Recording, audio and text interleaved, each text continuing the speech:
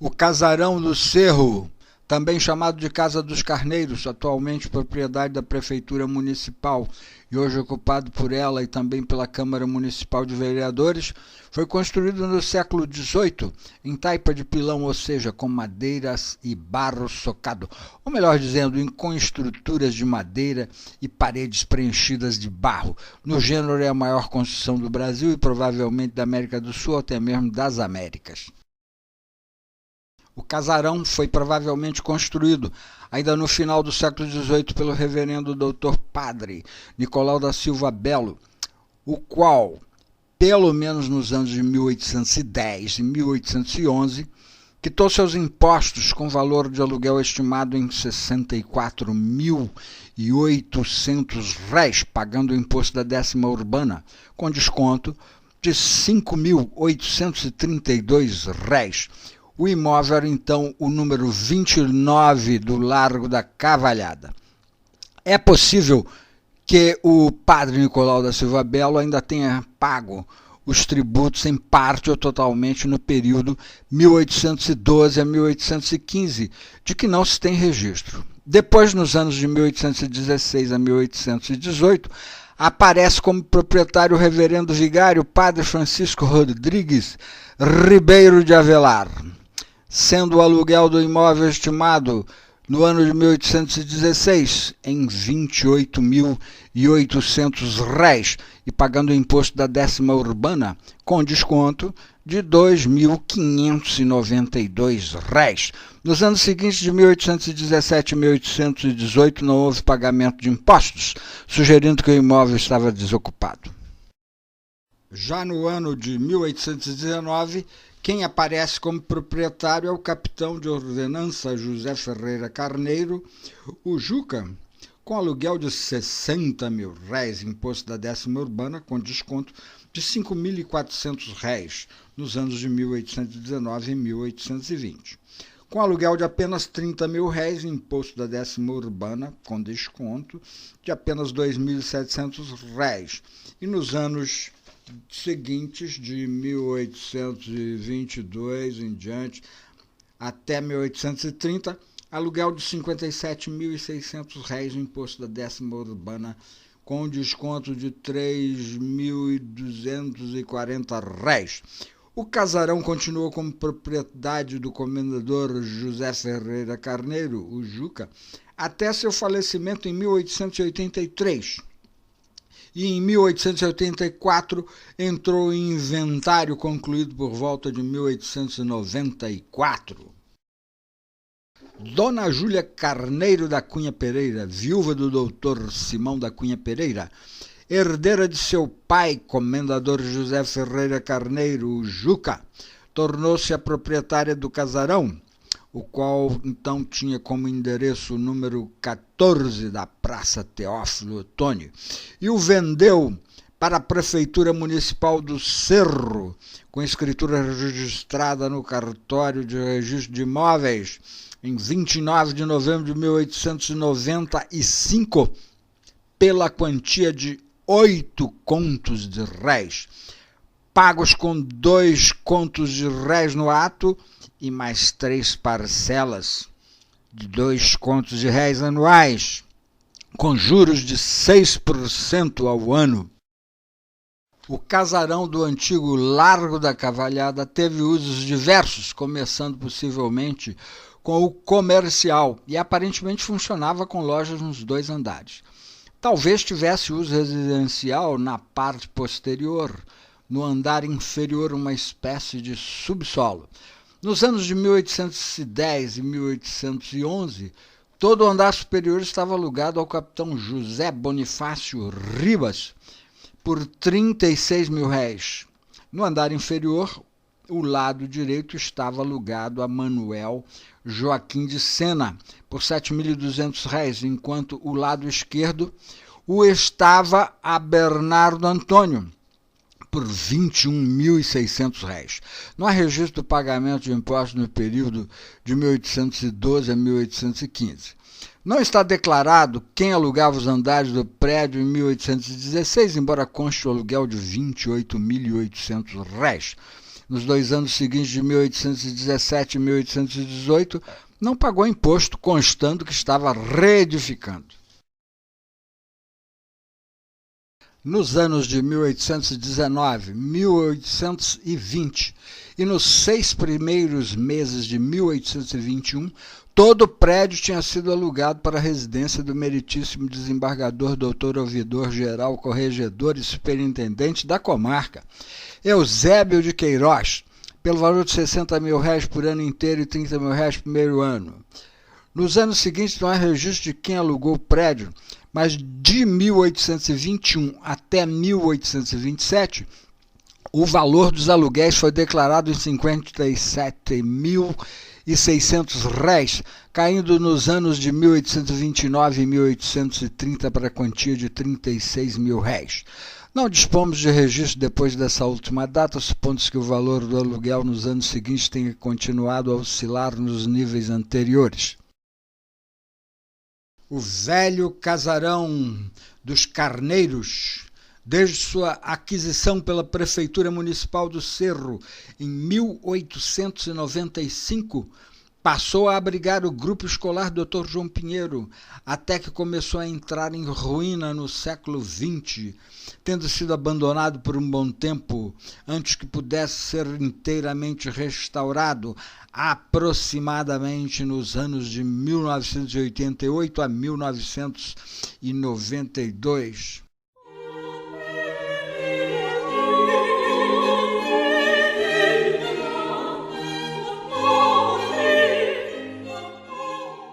A Casa de Caridade de Santa Teresa foi construída aproximadamente no local onde funcionou a antiga intendência e casa de fundição da Vila do Príncipe, criada em 1751.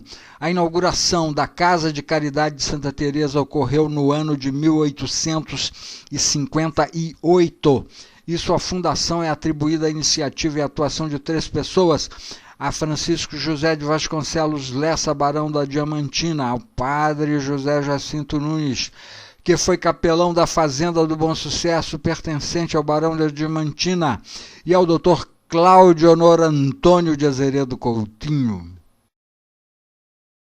A reconstrução da Casa de Caridade do Cerro também foi objeto da atenção do Dr. Simão da Cunha Pereira por mais de uma vez, razão pela qual foi considerado seu benfeitor, e mereceu ter seu retrato colocado na galeria junto com os dos fundadores.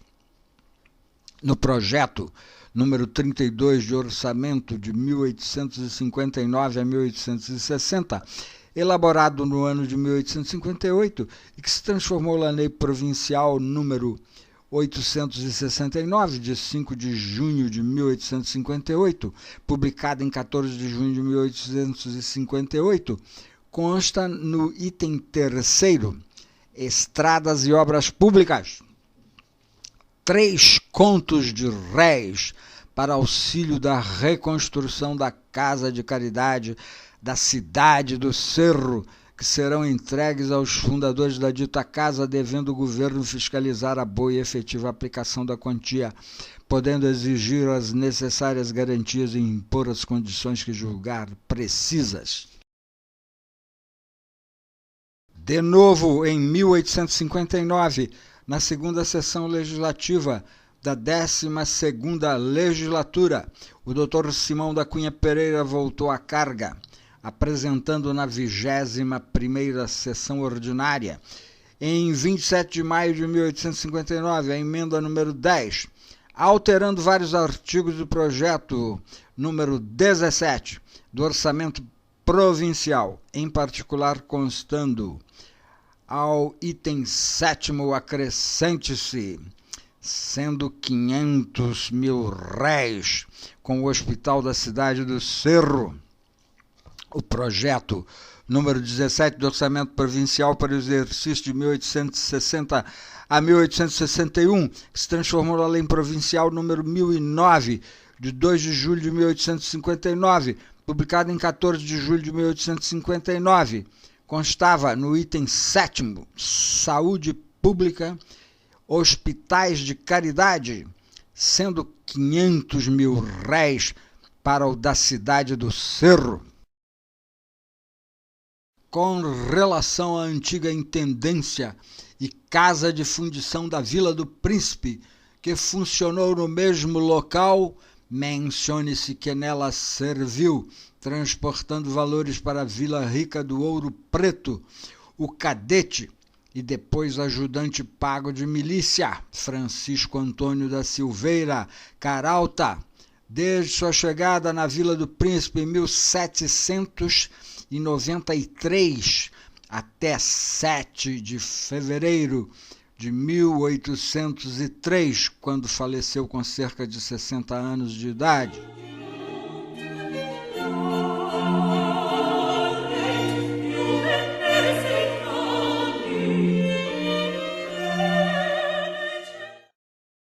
O prédio do atual Fórum Edmundo Lins, no século XIX, servia como cadeia, em substituição a outra que havia antigamente no Arraial de Baixo, na rua que levava seu nome, isto é, Rua da Cadeia.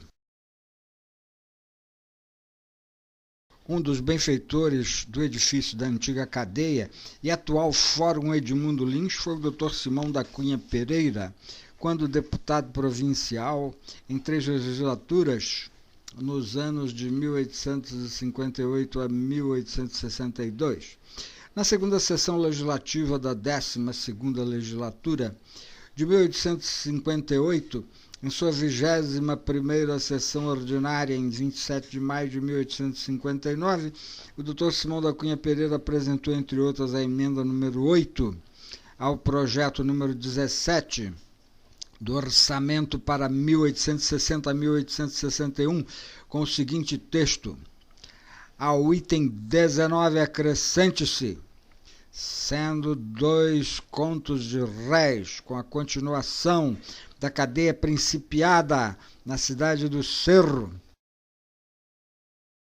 o orçamento provincial de 1860 a 1861 transformou-se na Lei número 1009, de 2 de julho de 1859, publicada em 14 de julho de 1859.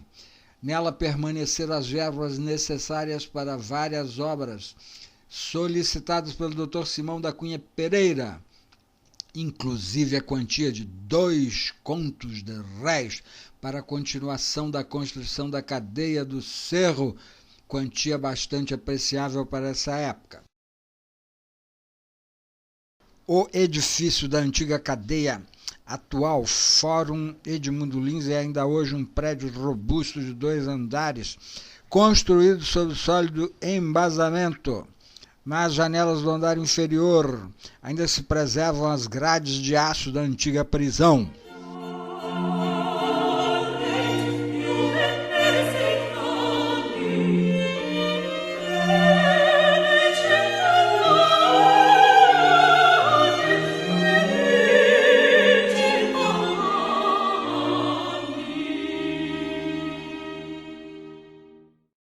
Chamada Casa do Dr. Simão da Cunha, que hoje é mais conhecida como Casa do Dr. Luiz Advíncula Reis, seu último proprietário, na verdade nunca foi propriedade do Dr. Simão da Cunha Pereira, o qual todavia nela morou pelo menos desde seu casamento com Dona Júlia Cândida Ferreira Carneiro, em 4 de abril de 1853, até seu falecimento em 13 de outubro de 1862. Eventualmente poderá ter ocupado o sobrado como residência desde sua volta do curso da Faculdade de Medicina do Rio de Janeiro, concluído no final do ano de 1847, quando defendeu tese de doutorado, a qual foi plenamente aprovada. A proprietária do imóvel, entretanto, era a mãe dele, Dona Inês Lidora Rosa de Queiroz, que a recebeu como herança da mãe dela, Dona Luísa Vitória de Siqueira Henriques da Ayala, falecida em 1847. O histórico desse prédio pode ser bem longo e remontar ao período colonial.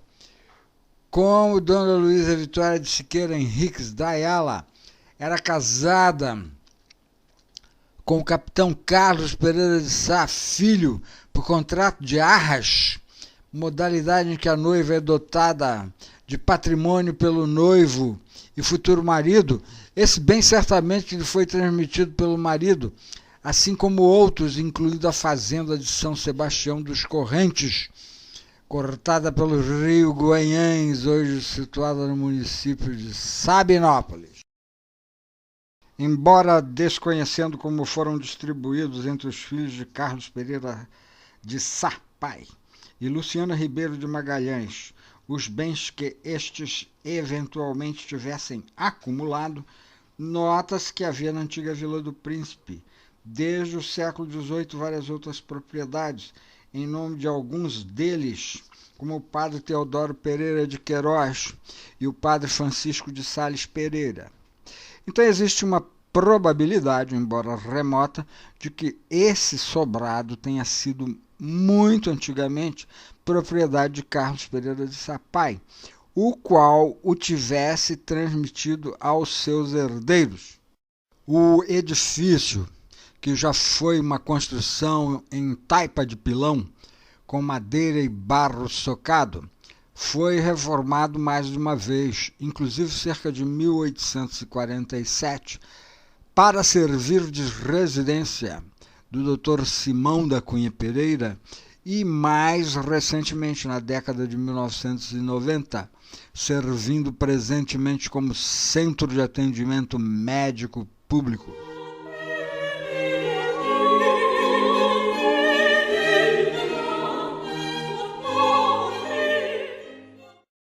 A chamada Casa da Tia Lolota foi a casa em que morou Carlota Júlia da Cunha Pereira, a Lolota, filha do Dr. Simão da Cunha Pereira e de Dona Júlia Carneiro da Cunha Pereira, nascida Júlia Cândida Ferreira Carneiro. Eventualmente também foi chamada de Casa de Nhá Carneiro, como era conhecida a mãe da Lolota, indicando que essa era também proprietária de parte ou todo o prédio, ou teria residido nesse sobrado.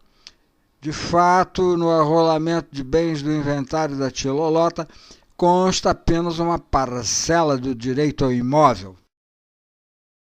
Carlota Júlia da Cunha Pereira, a Lolota, morou neste sobrado até seu falecimento em 18 de dezembro de 1904, onde abrigou 2 filhos de seu irmão, Dr. Edgardo Carlos da Cunha Pereira, o Dazinho, e de Dona Maria Luísa Ferreira Rabelo, Sadi e Raul, os quais muito cedo ficaram órfãos de mãe. O velho sobrado parece ter sido construído inicialmente no século XVIII, usando a técnica comum na vetusta Vila do Príncipe, a de taipa de pilão, com madeira e barro socado. Na fachada frontal tem na sua parte inferior uma loja comercial com 5 portas e, no andar superior, a parte residencial, 5 janelas rasgadas por inteiro até o piso, com balcão em balanço com grade de ferro fundido e peitoril de madeira de lei. É um exemplar clássico de sobrado serrano.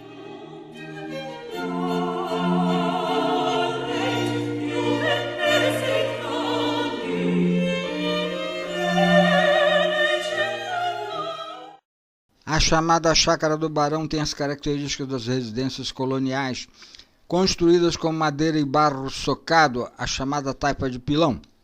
Era propriedade do coronel da Guarda Nacional, Sebastião José Ferreira Rabelo, que a deu de presente a sua filha, Dona Maria Teresa Ferreira Rabelo, a Mariquinha Oquinha, a baronesa do Cerro, sobrinha e esposa do Dr. José Joaquim Ferreira Rabelo, barão do Cerro, como presente de casamento para que aí residissem. De fato, a fazendinha do Barão do Cerro, que no século XIX era conhecida como Chácara do Barão, ficava a estimadas 3 léguas da cidade, conforme nos revela Joaquim Ferreira de Sales, o qual em tenra juventude era seu frequentador assíduo, embora confesse que preferia a informalidade do retiro do capitão da Guarda Nacional Carlos da Cunha Pereira, pai. Na chamada Chácara do Barão, terá sido comemorado o casamento entre o Dr. Edgardo Carlos da Cunha Pereira, o Dazinho, e Maria Luísa Ferreira Rabelo, filha dos barões do Cerro, Dr. José Joaquim Ferreira Rabelo e Dona Maria Teresa Ferreira Rabelo, a Mariquinha Oquinha, no dia 12 de abril de 1890. O evento pode ter sido realizado neste local ou na antiga fazendola do Barão.